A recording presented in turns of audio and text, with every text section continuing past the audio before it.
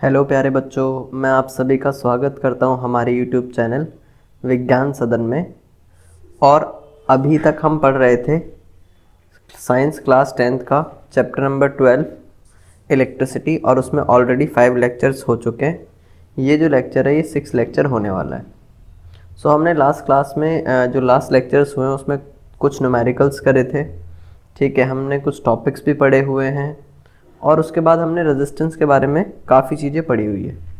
लेकिन अभी तक जो हमने पढ़ा वो रेजिस्टेंस के बारे में ये पढ़ा कि जो रेजिस्टेंस होता है वो कैसे चेंज होता है, किसके हिसाब से, एरिया के हिसाब से, लेंथ के हिसाब से, है ना, या जो भी हमारे नेचर ऑफ द मटेरियल के हिसाब से कैसे चेंज होता है वो हमने पढ़ा, राइट। लेकिन अब जो हमें पढ़ना है वो है रेजिस्टेंस से रिलेटेड, लेकिन उसमें कुछ चीज़ें और भी हैं जो इफ़ेक्ट कर सकती है रेजिस्टेंस ऑफ द कंडक्टर को। ठीक है, तो आज हम उनके बारे में चर्चा करने वाले हैं। जो हमारा टॉपिक है वो है resistance of a system of a resistors. अब resistance of a system of resistors का क्या मतलब है? इसका मतलब है कि अभी तक तो जो हमने बात करी थी वो एक रेजिस्टेंस के ऊपर बात कर रहे थे। अब हम ये कहना चाह रहे हैं कि अगर कॉम्बिनेशन हो रेजिस्टेंस का, क्या हो, कॉम्बिनेशंस हो, तो उसमें क्या फ़र्क पड़ेगा या उससे क्या इफ़ेक्ट होगा हमारे ओवरऑल सर्किट पे। वो हमें पढ़ना है। कॉम्बिनेशन के जो केसेस हैं वो दो केसेस हैं। एक केस होता है आपका रेजिस्टेंस इन सीरीज़, एक होगा सीरीज़ में, एंड दूसरा केस है रेजिस्टेंस इन पैरेलल। ओके, तो ये दो चीज़ें हमें पढ़नी होगी इस लेक्चर के अंदर। तो चलिए स्टार्ट करते हैं। फर्स्ट टॉपिक जो है रेजिस्टेंस इन सीरीज़। तो पहले हम देख रहे हैं कि सीरीज़ का क्या मतलब होता है और उसमें रेजिस्टेंस को कैसे हम यूज़ करते हैं। तो पहले हम इसका एक सर्किट डायग्राम बनाते हैं, फिर बात करते हैं। सर्किट डायग्राम कुछ ऐसा है, एक रेजिस्टेंस, फिर दूसरा रेजिस्टेंस, फिर तीसरा रेजिस्टेंस। इसके बीच में लगा देते हैं हम वोल्टमीटर,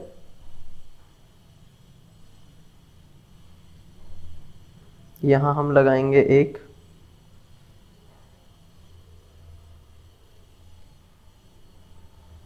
यहाँ हम लगा देंगे एक एमीटर, ये हमारी बैटरी, फिर उसके बाद एक की लगा देंगे। ये अपना एमीटर है, ये वोल्टमीटर है, ये हमारा पोटेंशियल डिफरेंस जहाँ से मिलेगा बैटरी है। ठीक है, और ये सर्किट कर देते हैं हम क्लोज।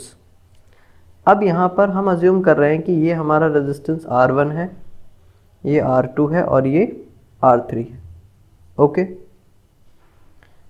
ये हमारा बेसिक सर्किट डायग्राम हो गया जो हमें समझना होगा इसको यूज़ करने के लिए। ठीक है, अब जो हमारा फॉर्मूला होता है, ओम्स लॉ होता है। ओम्स लॉ क्या कहता है? Using Ohm's law, Ohm's law क्या कहता है? वोल्टेज जो होता है वो I इंटू आर होता है। क्लियर? अब जब हम सीरीज़ की बात करते हैं तो सीरीज़ में एक चीज़ ध्यान रखनी होगी हमें कि जो करंट रहेगा वो सेम रहेगा फॉर ईच रेजिस्टेंस। जैसे हमने 3 यहाँ रेजिस्टेंस लिए हैं तो उनके लिए जो करंट डिस्ट्रीब्यूट हो रहा है वो सेम हो रहा है, लेकिन जो पोटेंशियल डिफरेंस है या वोल्टेज है दिस इज डिफरेंट। तो ये हमारे पास डिफरेंट रहेगा ईच रेजिस्टेंस के लिए। मतलब हो सकता है एक रेजिस्टेंस ज़्यादा पोटेंशियल डिफरेंस या एनर्जी कंज्यूम कर रहा हो, दूसरा कम कर रहा हो। तो अब ज़रा वापस आते हैं सर्किट डायग्राम पे। अब सपोज़ करो ये एक रेजिस्टेंस है R1, ये R2 और ये R3। ये हमारा एमीटर है जो करंट को मेजर करेगा, ये वोल्टमीटर है जो वोल्टेज को या पोटेंशियल डिफरेंस को मेजर करेगा, और ये अपनी है की। ठीक है, इतनी बात आप लोगों को पता है, जिन्होंने भी लास्ट लेक्चर्स देखे हुए हैं उनको ये चीज़ क्लियर होगी। ठीक है, सो अब क्या है, इस R1 के लिए जो पोटेंशियल डिफरेंस होगा वो डिफरेंट होगा, R2 के लिए पोटेंशियल डिफरेंस डिफरेंट होगा, और R3 के लिए पोटेंशियल डिफरेंस डिफरेंट होगा। सो पहला है कि जो हमारा R1 है उसके लिए क्या होगा। अभी अभी हमने पढ़ा ओम्स लॉ होता है V इक्वल्स टू IR। तो पहले हो जाएगा हमारा, पहले V इक्विवेलेंट लिखते हैं, इक्विवेलेंट लिख लेते हैं। इक्विवेलेंट का मतलब है टोटल, तो वो क्या होगा, वो तो I इंटू R इक्विवेलेंट होगा। ठीक है, मतलब ये टोटल की बात हो रही है। या हम ऐसा भी लिख सकते हैं, इक्विवेलेंट की जगह P भी लिख S भी लिख सकते हैं, मतलब ये सीरीज़ के लिए है। अभी हम इसे सीरीज़ नहीं लिखेंगे, बाद में लिख लेंगे इसे। ठीक है, सो पहला है अपने पास V1, वो क्या होगा IR1। जो सेकेंड रेजिस्टेंस के लिए है पोटेंशियल डिफरेंस वो है IR2, और जो थर्ड रेजिस्टेंस के लिए है वो है IR3। सो यहाँ पर अगर मुझे टोटल निकालना हो या V इक्विवेलेंट निकालना हो, ये बेसिकली टोटल ही है, ये V1 plus V2 plus V3 रहेगा। V1 की जगह हम IR1 लिख सकते हैं, V2 की जगह IR2 और V3 की जगह IR3। सो अब V इक्विवेलेंट की भी तो वैल्यू थी, क्या थी, I इंटू R इक्विवेलेंट। उसके बाद पहले को हम IR1 लिख सकते हैं V1 को, प्लस IR2 लिख सकते हैं, प्लस IR3 लिख सकते हैं। और अब हम इनमें से I कॉमन ले सकते हैं क्या, यहाँ भी I है, यहाँ भी I है, यहाँ भी I है, यहाँ भी I है, तो यहाँ तो I कॉमन ही है पहली, उसमें तो कोई प्रॉब्लम ही नहीं है। यहाँ से हमने I कॉमन लिया तो क्या बचेगा, R1 plus R2 plus R3। अब ये जो I है यहाँ पर LHS में मल्टीप्लाई है, वहाँ जाएगा तो डिवाइड। सो R इक्वलेंट क्या हो जाएगा, I R1 plus R2 plus R3 upon I। So I से I कैंसिल, R इक्वलेंट क्या हो जाएगा, R1 plus R2 plus R3। ठीक है, तो ये हमारा अगर 3 रेजिस्टेंस होगा तो उसका सीरीज़ में इक्विवेलेंट जो रेजिस्टेंस आएगा, टोटल जो रेजिस्टेंस आएगा वो ये आएगा। लेकिन अगर 3 से ज़्यादा रेजिस्टेंस हुए तो सो हम एक जनरल फॉर्मूला लिख सकते हैं कि जो RS बोल रहे हैं, रेजिस्टेंस इन सीरीज़, वो क्या होगा, R1 plus R2 plus R3 plus up to so on. ठीक है, सो यहाँ से हम बहुत सारी वैल्यूज़ की तरफ जा सकते हैं, बहुत सारे रेजिस्टेंस हो उनका भी हम सीरीज़ के अंदर रेजिस्टेंस निकाल सकते हैं। तो इस बात से हमें ये समझ में आया कि अगर हम रेजिस्टेंस को सीरीज़ में लगाते हैं तो रेजिस्टेंस इंक्रीज़ हो जाता है। क्यों, क्योंकि हर वैल्यू ऐड हो रही है और ऐड होती जाएगी तो ये इंक्रीज़ करती जाएगी। ओके, सो ये हमने पढ़ लिया है किसके बारे में, रेजिस्टेंस इन सीरीज़ के बारे में। आई होप आपको ये चीज़ समझ आई होगी। अब हम इसके ऊपर एक न्यूमेरिकल देखेंगे, फिर आगे बढ़ेंगे। एक NCERT बुक का एग्जाम्पल है, एग्जाम्पल नंबर 12.7। क्या कहता है, an electric lamp whose resistance is 20 ohm and a conductor of 4 ohm resistance are connected to a 6 volt battery। मतलब हमारे पास क्वेश्चन है कि एक लैम्प है और उस लैम्प का जो रेजिस्टेंस है वो कितना है, 20 ओम, और उसी में जो कंडक्टर है, बेसिकली वो जो टोटल कंडक्टर है सब कुछ चीज़ें मिला के, उनका रेजिस्टेंस है 4 ओम, और हमें कहता है कि वो कनेक्टेड है 6 वोल्ट की बैटरी से। तो पहले इसका एक सर्किट डायग्राम अगर मैं बनाना चाहूँ तो मैं ऐसा बना सकता हूँ। यहाँ हम लगा देते हैं, एक मिनट,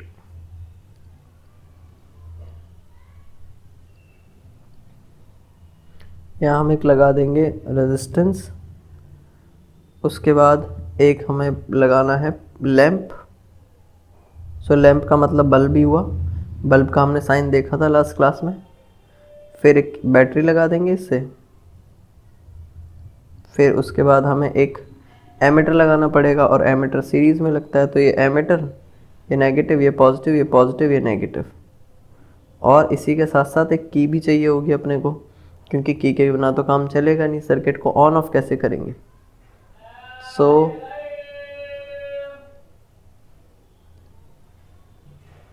ये हमारा हो गया यहाँ पर, ठीक है, सर्किट कंप्लीट। ये हमारा 4 ओम का रेजिस्टेंस है कंडक्टर का, और इसका है 20 ओम, तो दोनों किस में, सीरीज में। अब जरा समझते हैं आगे।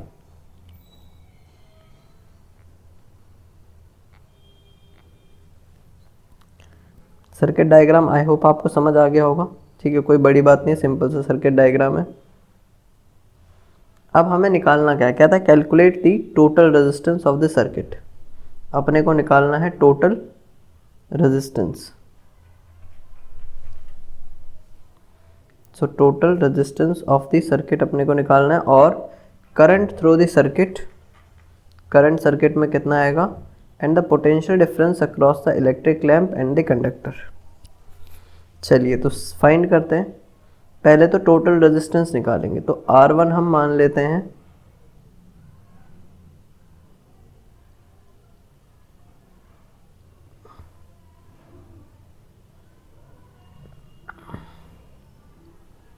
रेजिस्टेंस 1 है हमारे पास 4 ओम, और रेजिस्टेंस 2 मान लेते हैं वो है 20 ओम। तो अब ये दोनों सीरीज़ में है। अभी अभी हमने समझा था कि अगर रेजिस्टेंस सीरीज़ में होंगे तो क्या होगा, वो सिंपली ऐड हो जाएंगे। सो फर्स्ट पार्ट है ये ए, और रेजिस्टेंस इन सीरीज़ वो क्या होगा, R1 प्लस R2, मतलब 4 प्लस 20, जो कि हो जाएगा 24 ओम, राइट। अब पोटेंशियल डिफरेंस अपने को गिवन था, वो कितना था, 6 वोल्ट था।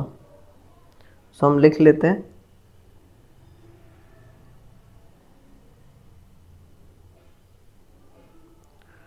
टोटल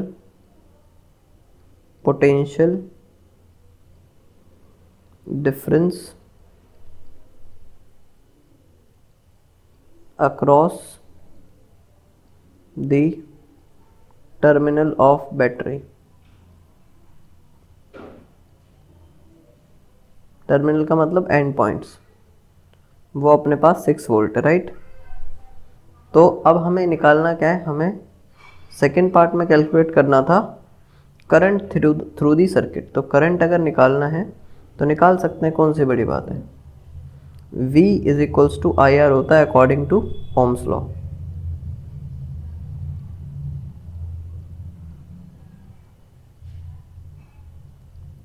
और इसके अंदर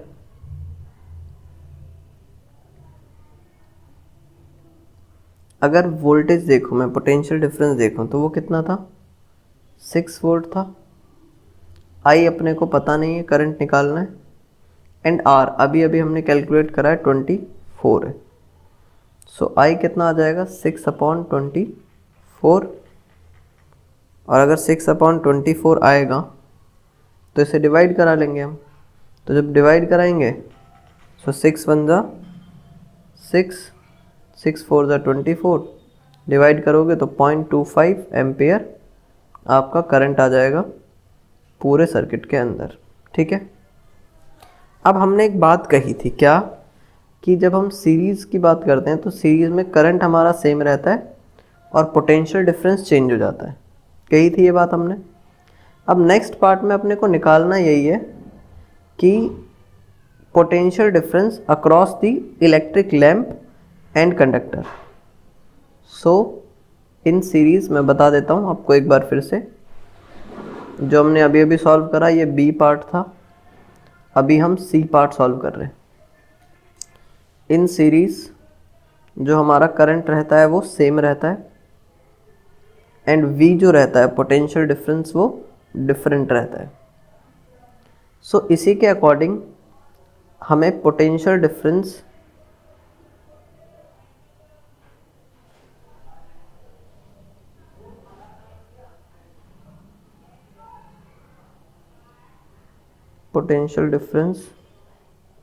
फॉर लैंप अगर हम निकालें तो वो क्या था, पोटेंशियल डिफरेंस निकालने के लिए V is equals to I into R होगा। करंट है 0.25 और रेजिस्टेंस कितना था लैंप का, लैंप का रेजिस्टेंस था 20 ओम। तो दोनों को मल्टीप्लाई करा दो तो ये कितना आ जाएगा हमारे पास 5 आ जाएगा, राइट। सो ये आ गया 5 और वोल्ट आएगा और इसे हम V1 मान सकते हैं चाहे तो। ओके, देन सेकंड सिचुएशन जो है फॉर कंडक्टर है। कंडक्टर के लिए भी सिचुएशन तो सेम है, सीरीज सर्किट है। तो इसका मतलब पोटेंशियल डिफरेंस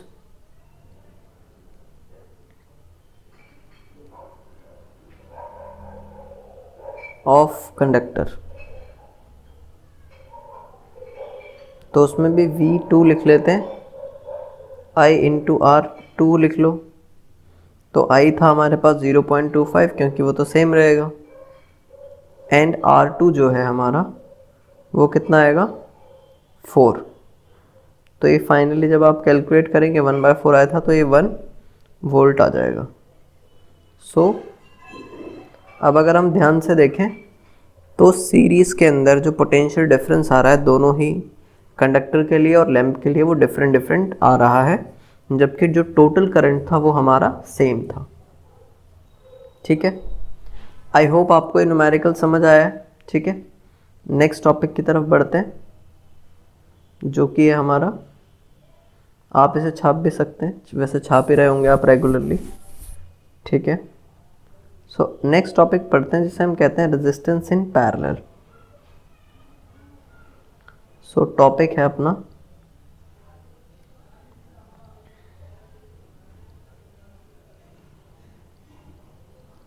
रेजिस्टेंस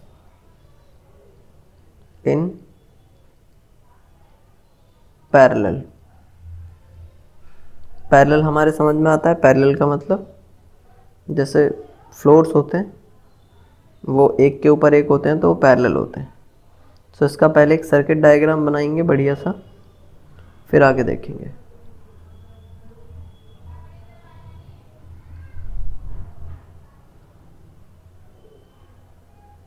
ये एक रेजिस्टेंस, दूसरा रेजिस्टेंस, तीसरा रेजिस्टेंस, राइट।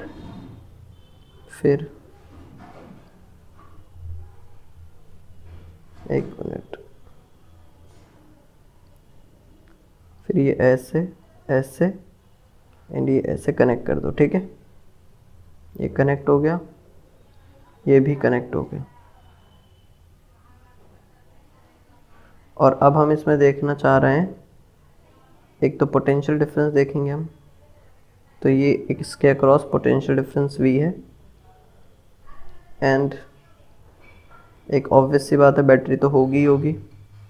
ये हमने बैटरी बना दी, एक की बना दिया बीच में जिससे सर्किट ऑपरेट होगा, और एक एमीटर बना दिया, negative positive, positive negative, positive negative. This is R1, this is R2, this is R3, और ये हमने सर्किट को क्लोज कर दिया।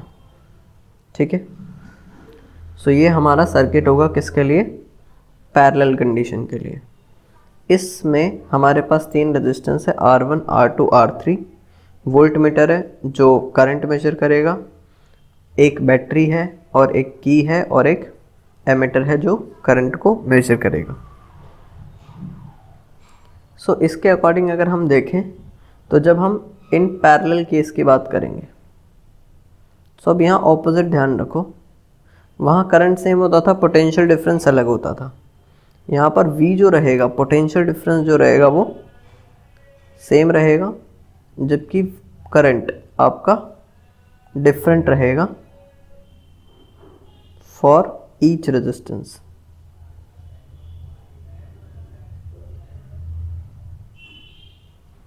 क्लियर? तो अब अगर ऐसा है तो समझ लेते हैं क्या कंडीशन है।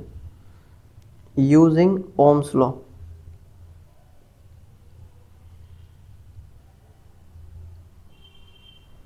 ओम्स लॉ क्या कहता है कि V is equals to I R होता है। यहाँ से अगर मैं करंट निकालूं तो कितना आ जाएगा, V अपॉन R आ जाएगा। अब बेसिकली पूरे सर्किट का करंट होगा कब, जब वो लगा होगा पैरेलल में। सो उसे हम I इक्वलेंट बोल रहे हैं और वो V अपॉन R इक्वलेंट होगा, क्योंकि पोटेंशियल डिफरेंस तो सेम है तो V ही रहेगा, चाहे आप टोटल की बात करो या इंडिविजुअल की बात करो, both are the same things. So current for R1, तो इसे हम क्या कह सकते हैं, I1, और वो क्या होगा, V अपॉन R1। उसी तरह करंट फॉर R2, वो क्या होगा,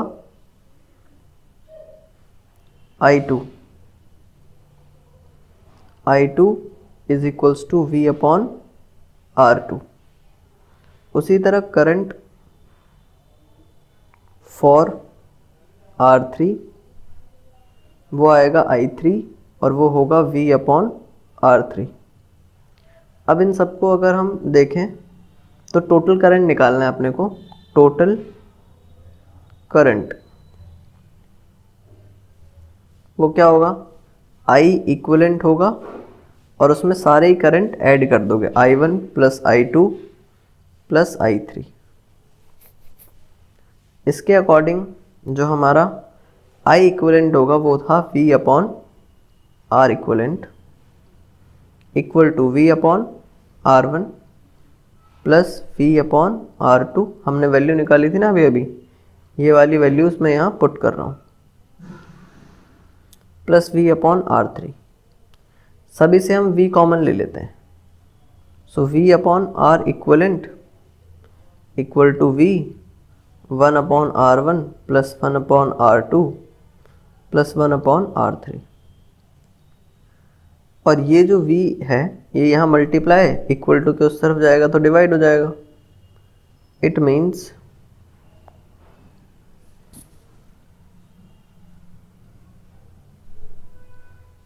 मीन्स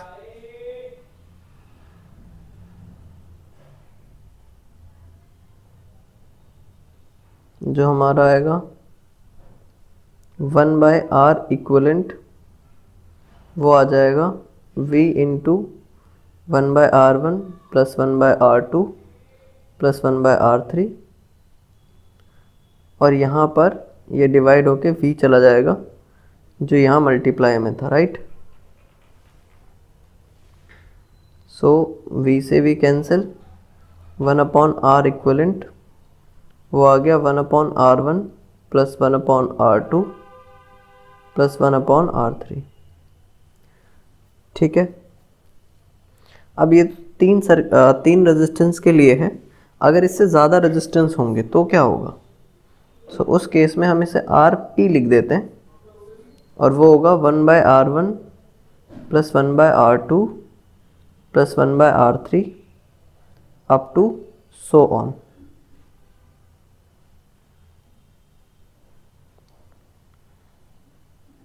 क्लियर है? तो ये पैरेलल केस के लिए हमने समझ लिया कि कैसे फाइंड होगा।